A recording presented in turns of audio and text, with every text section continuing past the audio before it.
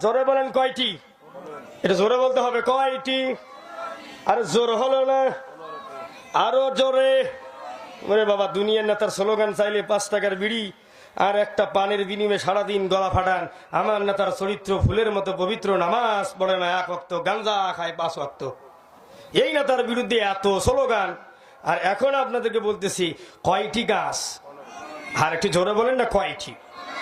আমার আল্লাহর নবী, বিশ্ব নবী বড় মায়া করে জানিয়ে দিলেন, ইজা তুখিজাল ফাইউদ্দিওয়ালা, 1 নম্বর হলো রাষ্ট্রের সম্পদ যারা চুরি করে, রাষ্ট্রের সম্পদ যারা আত্মসাৎ করে, এদের উপরে আমার আল্লাহ গজব নাজিল করে। জোরে কি বলা যাবে? নাউজুবিল্লাহ। রাষ্ট্রের সম্পত্তি চুরি করে। কিসের সম্পত্তি বলেন? রাষ্ট্রের। নিজের দেশ ভালো লাগে না, অন্য দেশে বেগম পাড়ায় বাড়ি বানায়। এমপি মন্ত্রীর দিকে তাকালে দেখা যায় 360টা বাড়ি। হাই হাই, আছে না নাই? রাষ্ট্রের সম্পত্তি চুরি করে যারা, এই লোকদের উপরে গজব নাজিল করেন যিনি, তিনি কে? হ্যাঁ, জোরে বলেন, তিনি কে? চুরি করা যাবে? আমার ভাইরা, তাহলে রাষ্ট্রের সম্পদ এরা চুরি করে কোন আইনে? চুরি করার পরে আবার জেল জরিমানা হয়ে আইনের ফাঁক দিয়ে বের হয়ে যায়, জানার দরকার আছে না নাই? সম্মানিত ভাইয়েরা আমার, আমাদের দেশে একটা সংবিধান আছে।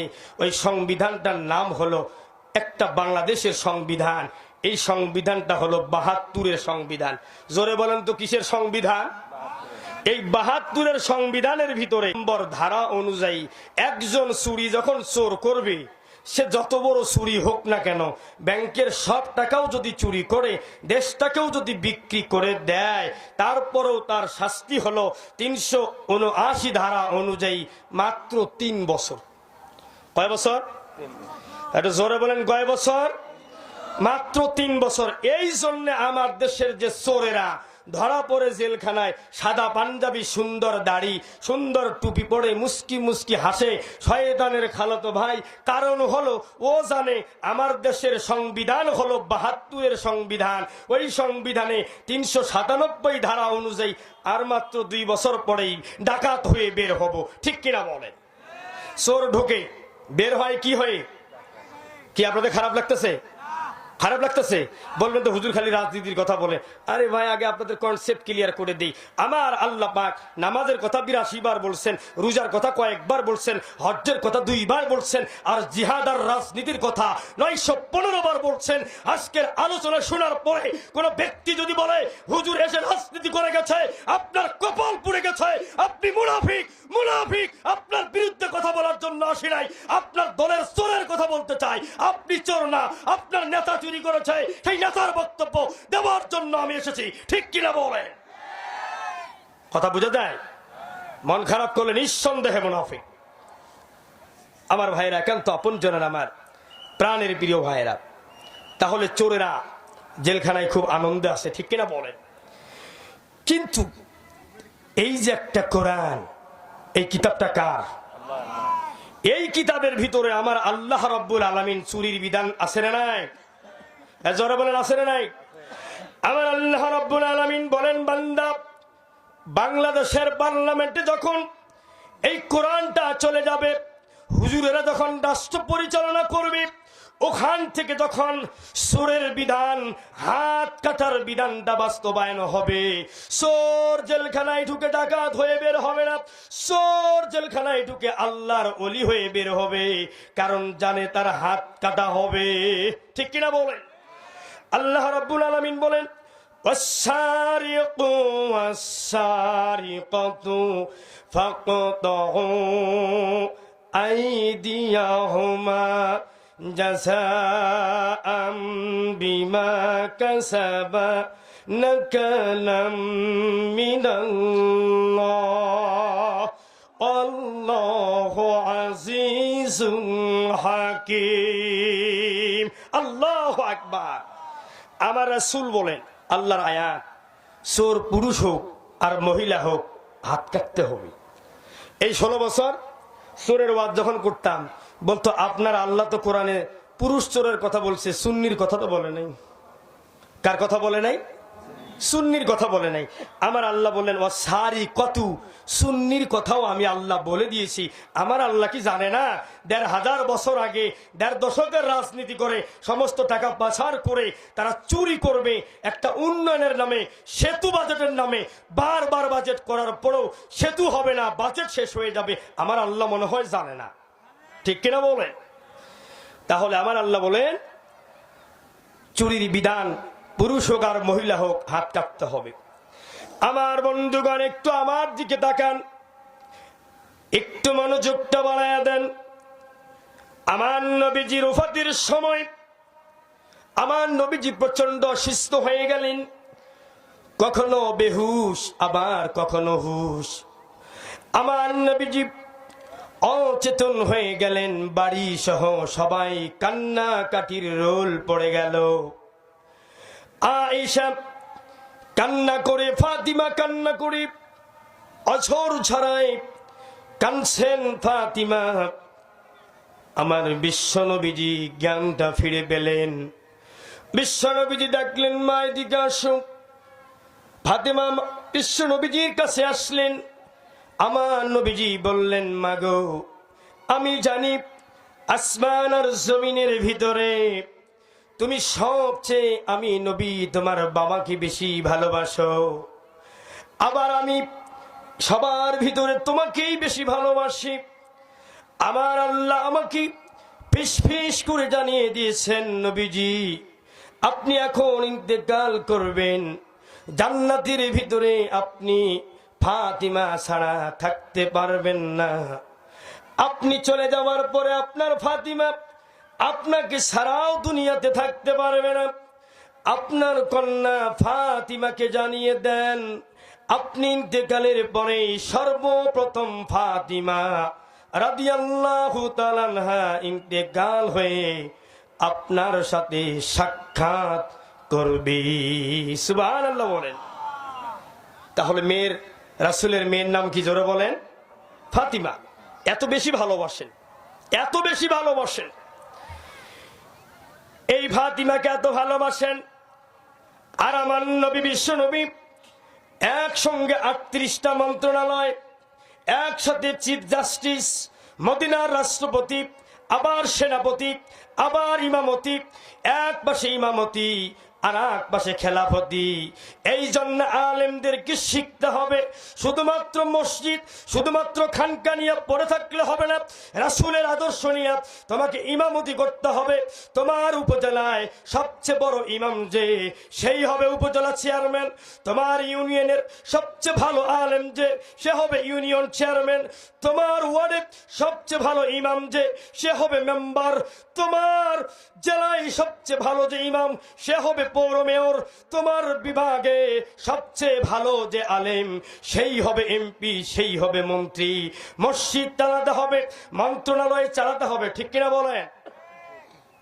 কথা কি বুঝাতে না ভাইরা আমার? কেন আমার রাসূল একসাথে ইমামত, একসাথে খেলাফত। সুবহানাল্লাহ বলবেন না? এই বিশ্ব নবীজি যখন বিচার করবেন, বিচারপতি আমার নবীজি, জোরে বলেন কি? একজন মহিলা চুন্নি, তার নাম হলো ফাতিমা। এই মহিলা সুন্নিকে ধরে নিয়ে এসেছে রাসূলের সামনে। রাসূলের সামনে যখন মহিলা সুন্নিকে ধরে নিয়ে আসলো, এই সুন্নির নামও হলো ফাতিমা। এটা জোরে বলেন তো কি? ফাতিমা। এখন সাহাবায়ে কেরাম প্রশ্ন চিন্তা করলেন, আমার রাসূল তো কোরআন দিয়ে বিচার করবেন, জোরে বলেন তো কি দিয়ে বিচার করবেন? কোরআন দিয়ে বিচার করবেন। তাহলে তো এই ফাতিমার হাত কাটবেন। এই জন্য সমস্ত সাহাবায়ে কেরাম একটু পিছনে এসে চিন্তা করলেন, একজন যান না নবীজির কাছে গিয়ে, নবীজির পিছনে গিয়া একটু সুপারিশ করা যায় কিনা। নবীজি হলো চিফ জাস্টিস, প্রধান বিচারপতি। কে যাবে? কে যাবে রাসূলের কাছে? সবাই মিলে সিদ্ধান্ত নিলেন উসামাকে পাঠানো হবে। উসামাকে যখন পাঠানো হবে, উসামা রাসূলের কাছে চলে গেলেন। উসামা রাসূলের কাছে গিয়ে বললেন, ইয়া নবীজি, ওগো রাসূলুল্লাহ, ইয়া হাবিবাল্লাহ, এই যে মেয়েটা চোর, সুন্নি, এর যদি হাত কেটে দেন সংসারটা হবে না। এর যদি হাত কেটে দেন এর আয় রুজি বন্ধ হয়ে যাবে, রান্নাবাড়ি করতে পারবে না। কোনো কি বুদ্ধি আছে নাকি? একে অন্তত চুরির বিধান অন্যভাবে নেওয়া যায় কিনা। আমার রাসূল আয়াতে কারিমা আল্লাহ পাক নাজিল করে জানিয়ে দিলেন, ফালা তাখশাউন নাসা ওয়াখশাউনি ওয়ালা তাসতারু বিআয়াতি সামানান কলিলা ওয়ামান লাম ইয়াহকুম বিমা আনসালাল্লাহু ফাউলাইকা হুমুল কাফিরুন। আমার রাসূল জ্বালিয়ে দিলেন, উসামারে তুমি কি জানো না আল্লাহ বলেছেন সুন্নি ধরা পড়লে হাত কাটতে হবে, আর তোমরা বলো হাত কাটার দরকার নাই। আমার আল্লাহর সঙ্গে সঙ্গে আয়াত নাজিল করে জানিয়ে দিলেন, অনবিজি লা তাশতারু বিআয়াতি সামানান কলিলা, কোনো মায়া করবেন না, কোনো উজরত গ্রহণ করবেন না, টাকা পয়সার দিকে তাকাবেন না। বিধান আমি আল্লাহ দিয়েছি, আমি আল্লাহর বিধান বাস্তবায়ন যদি না করেন, ও নবীজি শুনেন, ওয়ামান লাম ইয়াহকুম বিমা আনসালাল্লাহ, আমি আল্লাহ কোরআন নাজিল করেছি, কোরআন ছাড়া যদি বিচার করেন, আমি আল্লাহ জানিয়ে দিচ্ছি উলাইকা হুমুল কাফিরুন, যারা এই কোরআন ছাড়া বিচার করবে তারাই হলো টাক্কা কাফের, টাক্কা কাফের, টাক্কা কাফের। ঠিক কিনা বলেন? বিচার কি দিয়ে হবে? হ্যাঁ, জোরে বলেন, কি দিয়ে হবে? হাত কাটার দরকার আছে না নাই? আমার রাসূল সাল্লাল্লাহু আলাইহি সাল্লাম ফাতে মক্কার পরে তিনি ঘোষণা দিয়ে দিলেন, আজকের পরে সবাইকে সাধারণ ক্ষমা করা হলো। তবে 14 দল ছিল রাসূলের সাথে বিদ্রোহ করেছে। রাসূল বলেন 14 দলের 14 নেতারা নিয়ে আসো, এখানে হাত কাটতে হবে, হাত কাটা ছাড়া মাফ করার সুযোগ নাই। 14 দলের যারা চামচা ছিল এদেরকে আমার রাসূল বেকসুর খালাস করে দিলেন, কারণ তারা নেতার আদেশ মানতে গিয়ে এতটুকু করেছে, এই জন্য সমস্ত চামচাদেরকে মাফ করে দিলেন রাসূল। সুবহানাল্লাহ বলেন। আমার ভাইরা, এরই ভিতরে 2-3 জন চামচা রাসূল বলেন যারা সুফিয়ানের বাড়িতে যাবে তারা মাফ হয়ে যাবে। এখন কিছু চামচা মনে করলো সুফিয়ানের ঘরে যাই, সেখানে যদি আবার রাসূল আমারে হত্যা করে, হাত কেটে দেয়, তাহলে তো বিপদ হয়ে যাবে, তার চেয়ে আমি কাজ করি, কাবার গিলাফ ধরে থাকি। কোথায়? 2 জন কাফির কাবার গিলাফ ধরে বাঁচার জন্য রয়েছে। আমার রাসূলের কাছে একজন এসে বললেন, কলা যাআব ইয়া রাসূলুল্লাহ, 2 জন ব্যক্তি কাবার গিলাফ ধরে আছে। আর রাসূল বললেন, কেন? তারা বাঁচতে চায়। আমার রাসূল বললেন, যদি বাঁচতে চায় সুফিয়ানের বাড়ি যাক, তাদেরকে ক্ষমা করে দেব। কিন্তু তারা কাবার গিলাফে ধরে প্রতি বিপ্লবের নেশায় আবার দেশে অরাজকতা করতে চায়, আমি নবীর বিরুদ্ধে আবার মাঠে নামতে চাই। অতএব ফাকতুলুহু, যাও হত্যা করো। আমি নবীর আদেশ মানে নাই, হত্যা করতে হবে, হত্যা ছাড়া কোনো বিধান বাস্তবায়ন হবে না, হবে না, হবে না। ঠিক কিনা বলেন? প্রতি বিপ্লবের আশায় অনেকেই আসে, এই যে পাশে ওখান থেকে উকি ঝুঁকি দেয়, আমি আসিতেছি, আসিতেছি। ঠিক কিনা বলেন? তা আসবেনি যদি, চলে গেলেন কেন? আপনাকে যেতে বলছে কে? ঠিক কিনা বলেন? 16টি বছর 93 লক্ষ মামলা দিয়ে প্রায় 9 কোটি মানুষকে জুলুম আর নির্যাতন করা হয়েছে।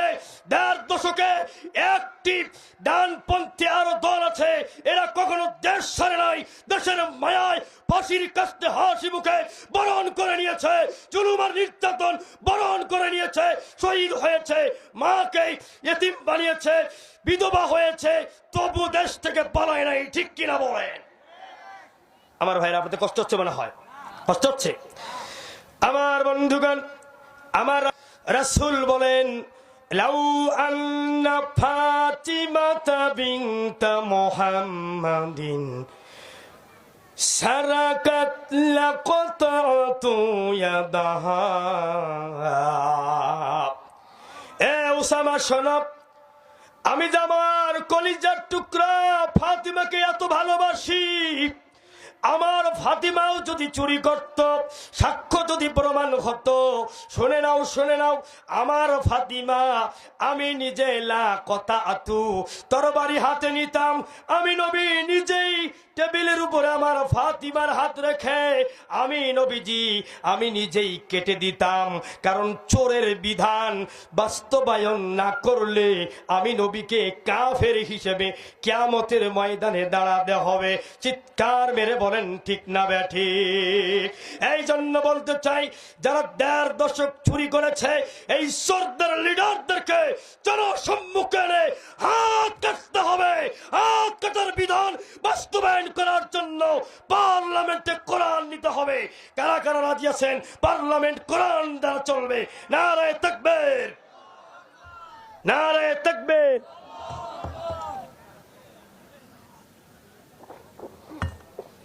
আপনাদের খারাপ লাগতেছে মনে হয়? সম্মানিত ভাইরা আমার, চলবে। এখনো একটা আছে, ইজাত তখিজাল ফাই উ দিওয়ালা, রাষ্ট্রের সম্পদ চুরি করলে কি হবে। আরো 14টি আছে। আমার বন্ধুগণ, এই চোরেরা এখন কি করে আমার আল্লাহ কি জানে কি জানে না? সূরা আল হাক্কার ভিতরে আমার আল্লাহ জানিয়ে দিলেন,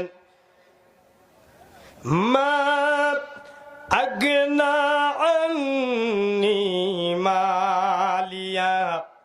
এই চোরেরা বলতেই শুরু করে দিয়েছে, আমার ব্যাংকে 100, 150, 200 কোটি টাকা যদি না থাকতো আজ কতই না ভালো হতো। টাকা থাকার কারণে আমাদেরকে ধরে। এরপর বলে হালাকা আন্নি সুলতানিয়া, আমার রাজত্ব, আমার এমপিগিরি, আমার মন্ত্রীগিরি, আমার রাষ্ট্রপতিগিরি 1.5 দশকের সমস্ত জুলুম আর নির্যাতনের কারণে ঘরে থাকতে পারি না, আমাদেরকে ঘর থেকে বিতাড়িত করে দিয়েছে। চিৎকার মেরে বলেন ঠিক না ব্যাঠিক?